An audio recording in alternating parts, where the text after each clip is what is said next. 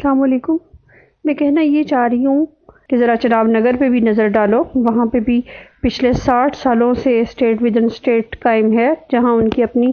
عدالتیں قائم ہیں جو کہ دارالقضاء کے نام سے ہیں، اور وہاں کسی بھی صورت جو وہاں کے عوام ہیں ان کو تھانے کچہری کا رخ نہیں کرنے دیا جاتا،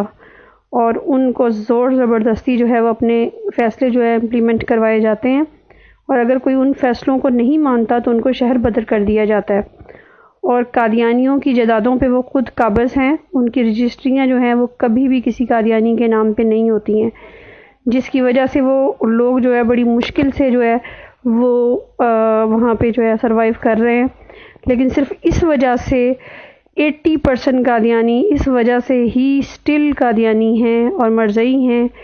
کہ وہ اگر وہاں سے نکلیں گے تو کہاں جائیں گے۔ میں آپ کو یقین سے کہتی ہوں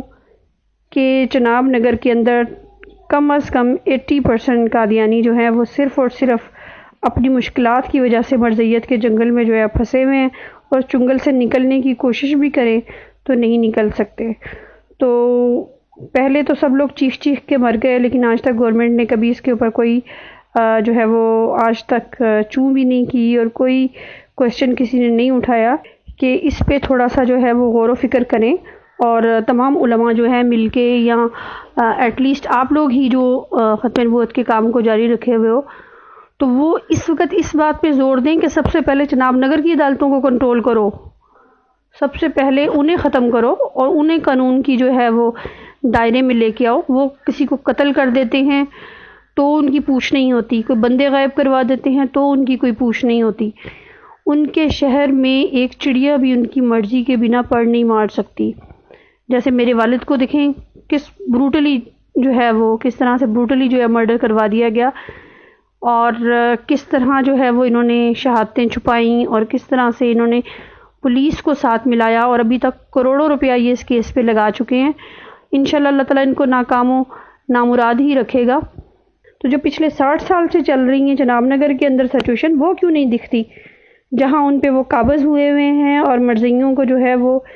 کسی بھی صورت کسی عدالت، تھانے، کچہری میں جانے کی قطعاً اجازت نہیں ہوتی، اور اگر اجازت لیے بنا کوئی وہاں چلا جاتا ہے تو اس کو شہر بدر کر دیا جاتا ہے۔ تو میں اصل میں اپنی بات کو آپ لوگوں کے تھرو سے یہ جو ہے وہ پہنچانا چاہ رہی ہوں وزیر قانون کو،